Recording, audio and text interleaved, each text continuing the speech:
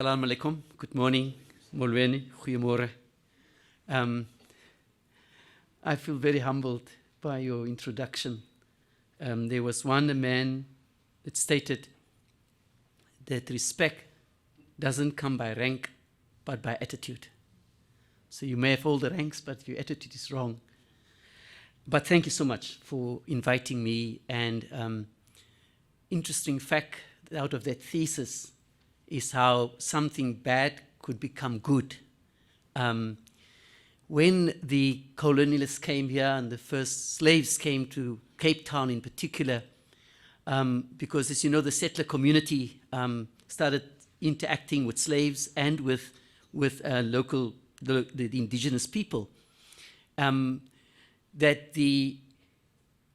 as they grew, as the colonialist settlement community grew in Cape Town, there was this intermarriages, and because they came from a Christian background, they now have to baptize the children. But when the slaves came, in fact, the settlers encouraged the slaves to remain Islam.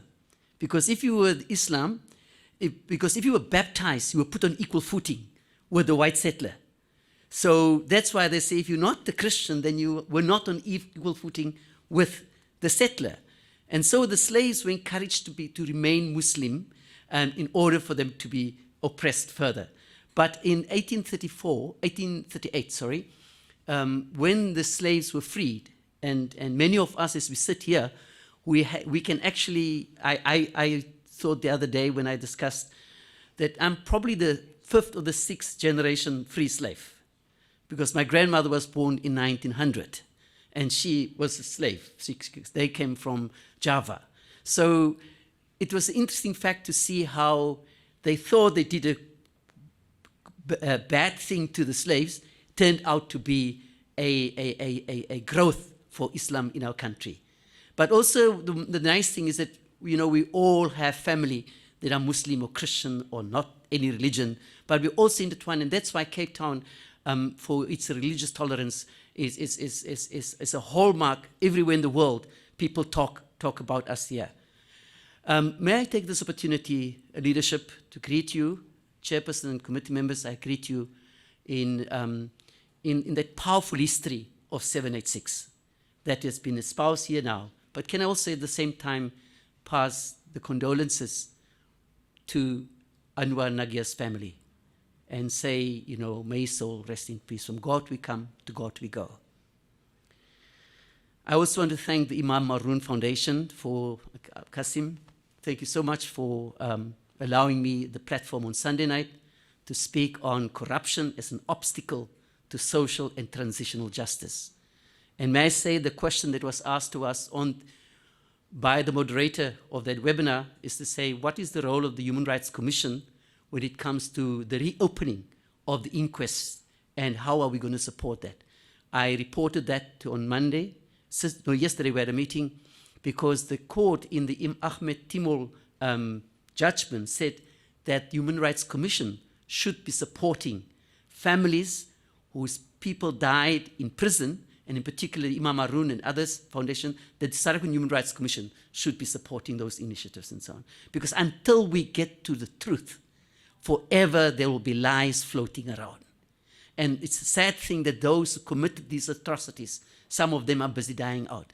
And perhaps this inquest opening is not only for us to get to the truth and for the Arun family to get to the truth, but it's also to bring healing to the other side, so they can die in peace, tell the truth, and die peacefully. Otherwise, you go to the grave with all the lies that you've and the atrocities that you committed. The South African Human Rights Commission has got a threefold mandate. It is to promote, protect, and monitor human rights in the Republic of South Africa. And of course, human rights in the Republic of South Africa has not been fully realized. We've got the right to vote, we've got the right to move, we've got the right to a passport, you can travel, you can stay anywhere, you can, but the socioeconomic rights is one of the key issues where we have seen the dreams and the ideals that Imam Maroon and his colleagues and his comrades fought for are not fully realized. I mean, you know, I'm busy preparing a CV for the Committee Against Torture and Subcommittee on Prevention of Torture, because South Africa has got an opportunity to put a member there. And you know, and I'm dealing with the issue of torture in South Africa. It's called the National Preventive Mechanism. And I realized while I was doing that, I was reminded that one night in Graaff-Reinet, like in August, it's very cold. During my incarceration and in isolation, at 3 o'clock in the morning, they'll come and they hose the cell with cold water. And you're on a mat as thin as this with one blanket. And over weekends, then the security police will come around and they want to parade you as a terrorist. And they will call their friends, probably after rugby and all the pride, and you have to be paraded in front of them. And how they will beat you up. They will teach a terrorist a lesson. And so, whilst I was preparing this thing, I just realized that my work now in South Africa, when I visit police stations, and the alleged police brutality, in the last few weeks, just in Cape Town, the Western Cape, more than 5 people died, allegedly at the hands of the police.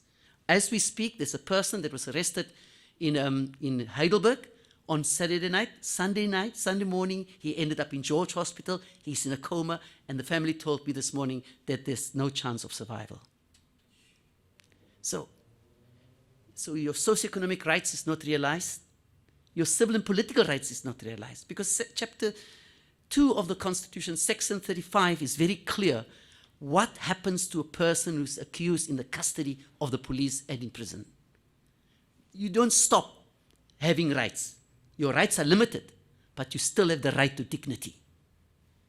And so we battle, on the one hand, the issue of land, housing, water, sanitation, health services. Why must our old people get up 4 o'clock in the morning to stand in a queue at the day hospital? Winter and summer. And so we ask ourselves, why are these rights not fully implemented in our country? One, partly because citizens and individuals are not really geared up to say, those are my rights. Because we kind of, is maar so, los maar het af.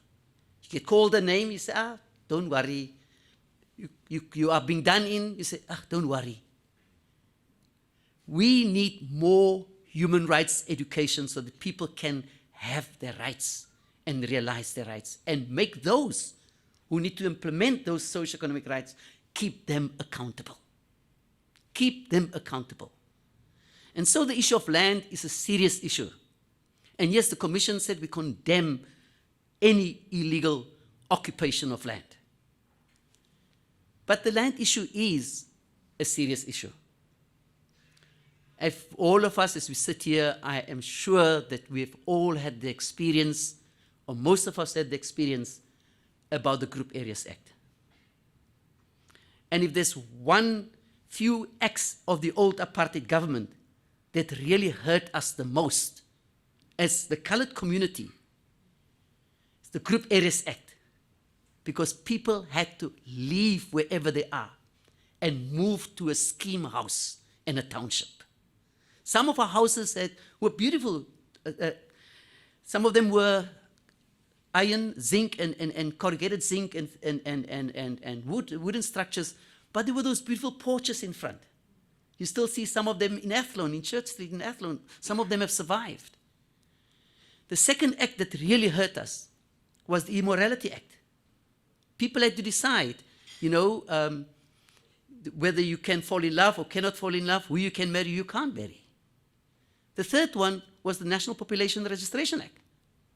How many families were broken up because white this side, white brother this side, colored brother that side. But the Group Heiress Act was the worst. I took my late grandmother 6 months before she passed on to go to Goodwood to go and see the house at Wallace Street. It's still there. Still there. They had to leave Wallace Street to come and live in Bishop Lavis. And so those are the issues that we want restorative justice in terms of how do we compensate. And we did that through the human rights that were enshrined in Chapter 2 of the Constitution, namely the Bill of Rights. So we are still a long way, but the land is an issue where we were dispossessed. Now, let's deal with the issue of land in Cape Town. Obviously, you know, the Western Cape was called the Coloured Labour Preferential Area through an Act of Parliament to compensate for the Group Heiress Act and all the other acts that disempowered and disinherited us and they really economically shattered us. And they created this, the Western Cape Labour Preferential Area Act. And so there was this mindset that the Western Cape belongs to the coloured people. And so now the debate is, these people come from the Eastern Cape and occupy land here. What about our people? That's the debate. That's the narrative that's out there. And unless we frankly speak about these things, we'll speak it in our corners, in our meetings outside. Now, South Africa is a country which is free, everybody. A few years ago, I took a few business people with me to a funeral in Mthatha. And as we left, we were then, we were friends in Butterworth.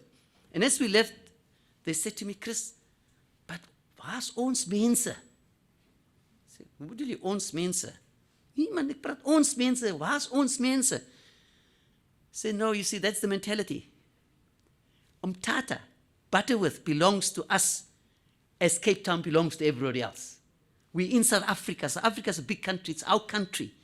So we must never have that mentality, Western Cape is ours only. But these illegal occupiers are also not doing the land-thirsty people a good deed. Because some of them are doing shack farming. They've got more than one shack. They have making a business out of it.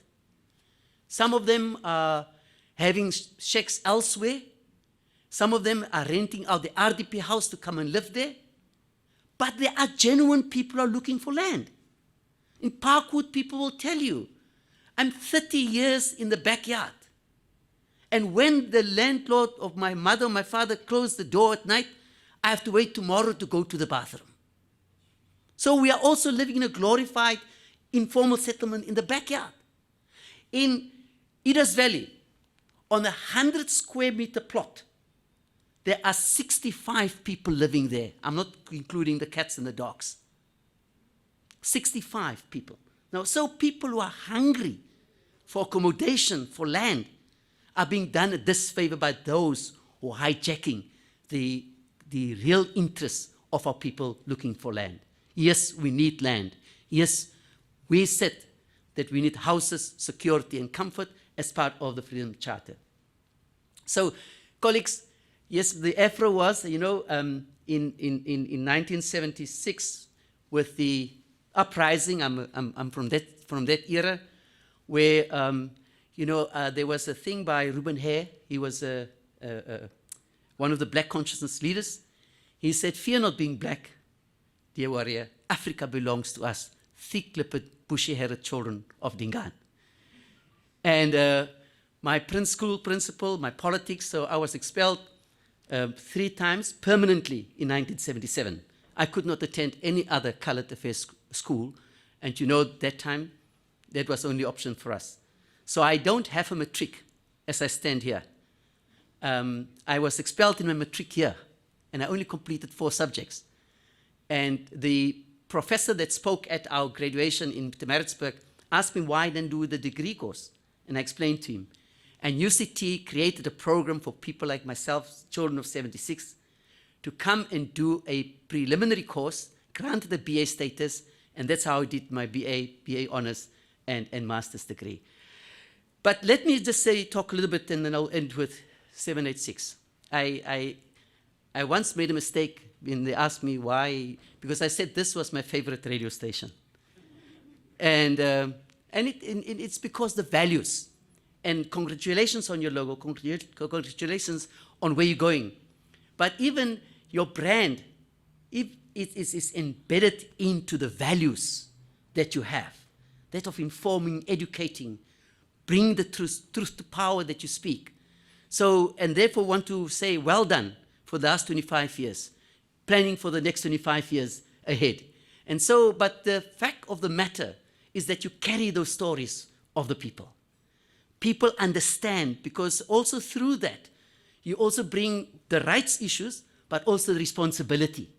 Because in it, when you talk to people, when people listen to these stories in the current affairs and elsewhere, it's also about you have your rights, but you have your responsibility. You've got the right to protest, but you've got no right to destruction of property and disadvantage other people. If you close the end too, you disadvantage the non-protesters who also have got rights. And so you carry this message for us. You carry the message of informing people, of really bringing to people closest to reality. And really, radio, whatever doomsayers are saying there, radio will be, as long as human beings are there, radio will be there. And community radios, like yours, play an important role in carrying that message of the South African Human Rights Commission. And thank you for always asking us to partake in your programs. We are your partner, because through you, we carry the message of these rights and responsibilities to all the people within the Cape Flats, but also now it's going to go into broader than the Cape Flats. And obviously you've got one challenge when you go into Africa. It's obviously to some of you to go and do language courses, so French, Portuguese, and Swahili. You know, because those are the market, that's your target market that's there in terms of the immediate and South African region, and of course, and Arabic as well. Because many, if you go to Sudan, or further up, that's the language that people speak. So on behalf of the Commission, thank you very much for the partnership that we have with you. We'll continue to build this partnership. We'll continue to say, you know, let the voice of people be heard through the medium and through the instrument of Radio 786. And I want to thank the leadership.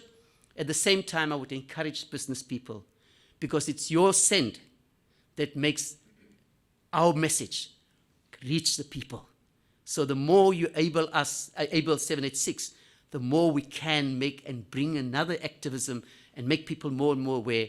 And through that, your investment in people, so that their rights and their responsibilities become a reality. Thank you so much. Shukran.